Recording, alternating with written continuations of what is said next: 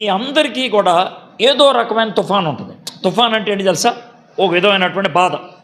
కొంతమందికి ఆరోగ్య విషయంలో బాధ ఉంటుంది, కొంతమందికి డబ్బులు ఆర్థికం విషయంలో బాధ ఉంటుంది, కొంతమందికి ఇరుగు పొరుగు వాళ్ళతో గొడవలు ఉంటే దాంతో బాధ ఉంటుంది, కొంతమందికి భార్యాభర్తలకు పడదు, అదో బాధ, కొంతమంది పిల్లలకి అమ్మ నాన్నకి పడదు, అదో బాధ. ఈ విధంగా ఒక్కొక్కళ్ళకి ఒక్కో తుఫాన్ ఉంటుంది. ఈ తుఫాన్లన్నీ దేవుడికి తెలుసా? తెలుసు. మరి ఎందుకు వచ్చాయి? దేవుడే పంపించాడని మీరు చెప్తున్నారు కదా, ఎందుకు పంపించారు దేవుడు? ఇప్పుడు జాగ్రత్త వినండి. ఏ మనిషికైనా తుఫాన్ వచ్చిందంటే ఈ మూడిట్లో ఒక కారణం, 3 కారణాలు ఉన్నాయి, ఆ మూడిట్లో ఒకటి. ఆ మూడేంటో మీకు చెప్తా. అయితే మీరు నన్ను మాత్రం ఓ ప్రశ్న అడగొద్దు, నన్నే కాదు మీ సార్ని కూడా అడగొద్దు, ఎవరిని అడగొద్దు. సార్ ఆయన 3 చెప్పాడు బాగానే ఉంది, కానీ ఇంతకీ 3లో నాది ఏది సార్ అని అడగొద్దు. అది మీరే తెలుసుకోవాలి. మీకు మీ దేవుడికే తెలుసు, మీ ఆయనకి తెలియదు, మీ ఆవిడికి కూడా తెలియదు, మీ నాయనకి తెలియదు, మీ పాస్టర్ కూడా తెలియదు. మరి ఎవరు తెలుస్తుంది? నీకు దేవుడికి మాత్రమే తెలుసు, ఇంకెవరు తెలియదు. కాబట్టి నువ్వు దేవుడి దగ్గరికి వెళ్ళి అడిగితే నీకు సమస్య రావడానికి ఇది కారణం అని చెప్తాను. కాబట్టి నేనేం చేస్తానంటే 3 కారణాలు చెప్తాను. ఆ సమస్య వచ్చినప్పుడు లేకపోతే ఆ తుఫాన్ వచ్చినప్పుడు పరిష్కారం ఏంటో కూడా చెప్తాం. అంటే దాంట్లోంచి ఏ విధంగా బయట రావాలి, ఏం చేస్తే బయటకు వస్తాం, లేకపోతే ఏం చేస్తే మనకు సహాయం దొరుకుద్ది, అది మీకు చెప్తాను. 3.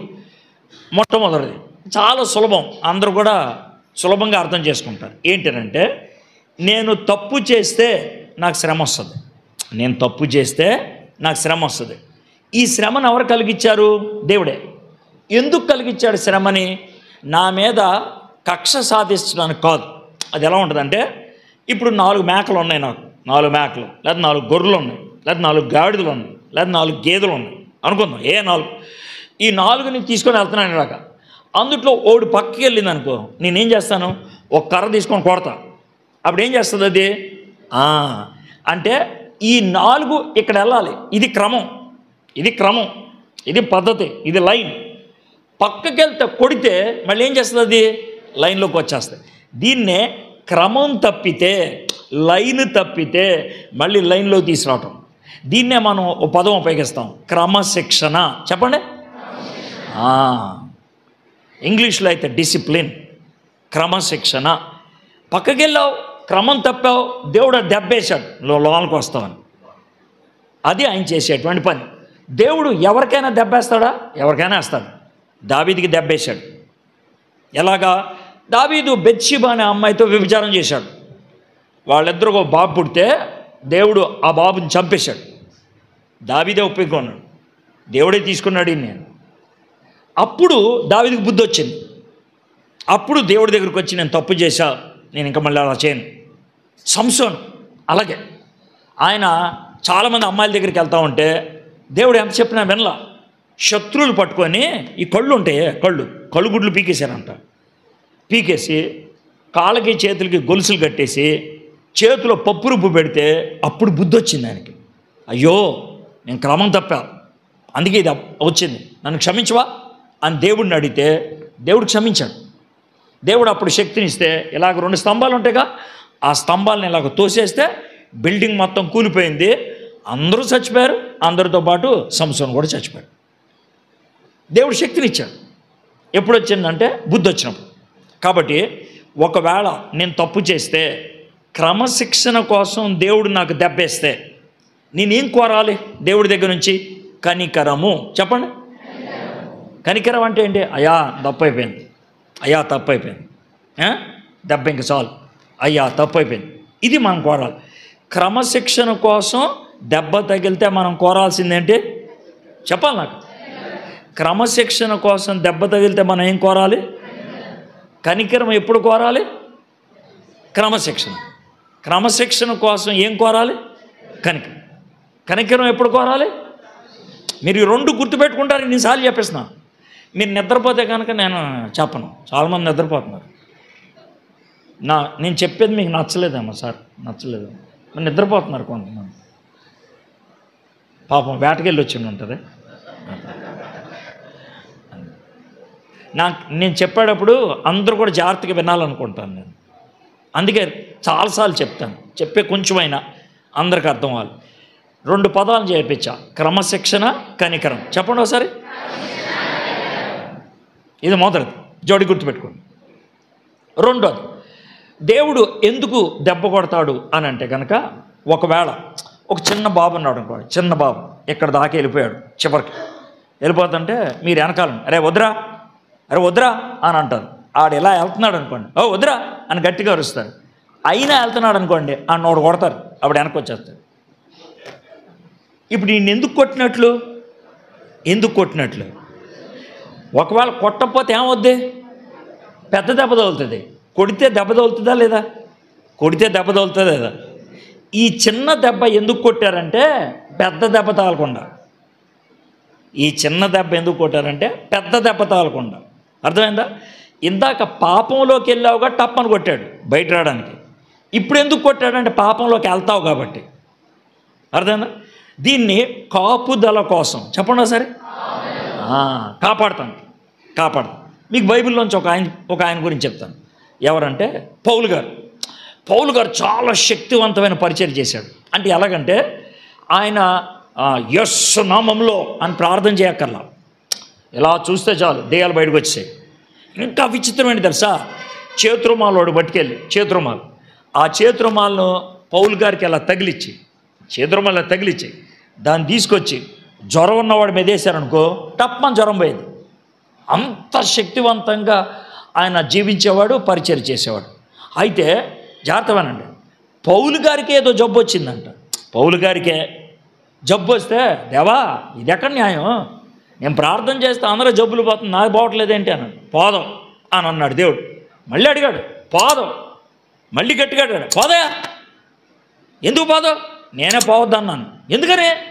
నేను తప్పు చేశానా? కాదు. ఎందుకు అని అంటే అది పోయిందనుకో 2 కొత్త సమస్యలు వస్తాయి అన్నాడు. ఏంటబ్బా?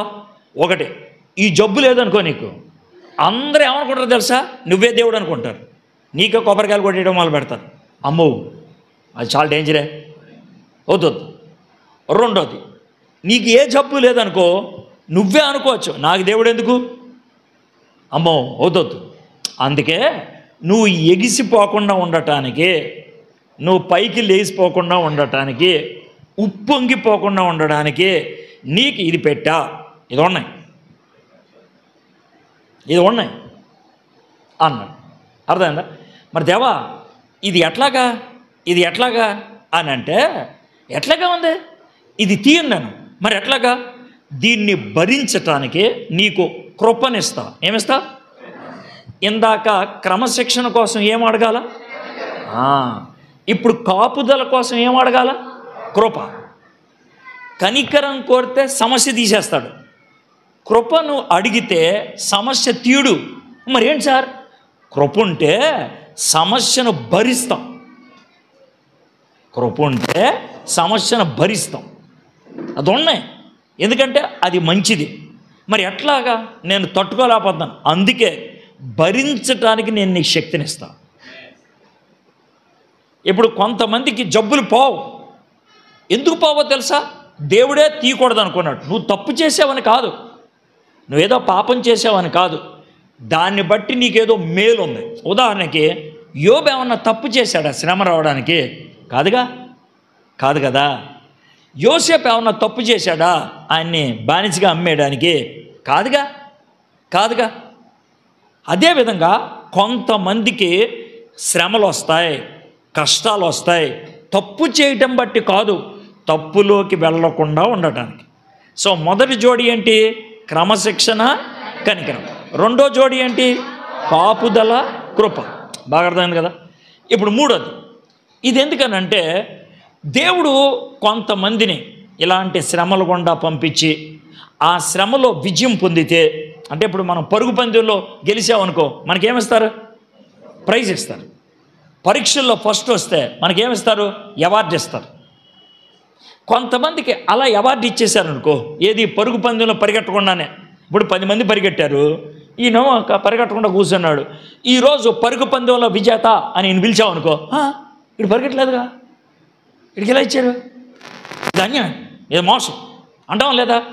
అందుకనే దేవుడు ఏం చేస్తాడంటే ఎవరినైనా ఆయన అభినందించాలనుకుంటే, ఎవరికైనా బహుమతి ఇవ్వాలనుకుంటే, ఎవరికైనా అవార్డు ఇవ్వాలనుకుంటే జాగ్రత్తవనండి, ప్రజల ముందు రుజువు పడేయాలి.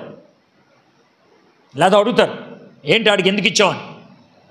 అలాగా ఇప్పుడు యోబు ఉన్నాడు అనుకోండి, ఆయన చాలా శ్రమల గుండా వెళ్ళాడు కాబట్టి చివరికి దేవుడు ఏం చేశాడు, ఆయన పోయిన ఆస్తికు డబల్ ఇచ్చాడు. డబల్ అంటే ₹1,00,00,000 పోతే ఎంత ఇచ్చాడు ఆయన? 2 కోట్లు డబల్ ఇచ్చాడు. ఇప్పుడు ఆయన్ని ఎందుకు ఇచ్చావు 2 కోట్లు అని అడుగుతారా? అడగరు.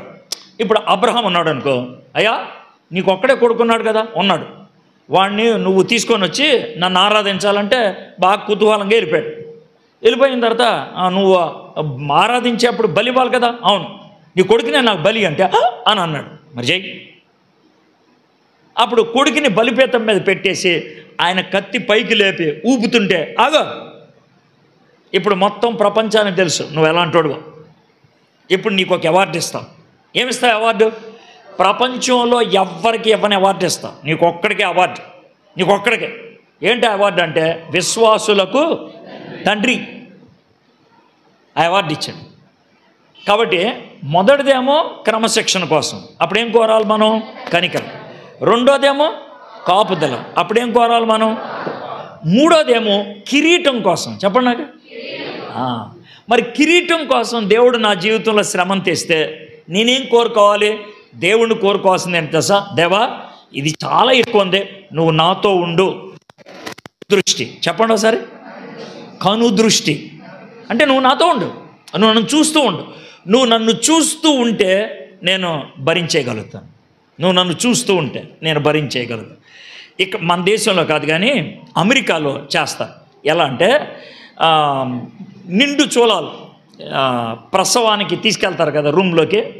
అమెరికాలో అమ్మాయిని ప్రసవ గదిలోకి ఒక్కళ్ళనే పంపించరు.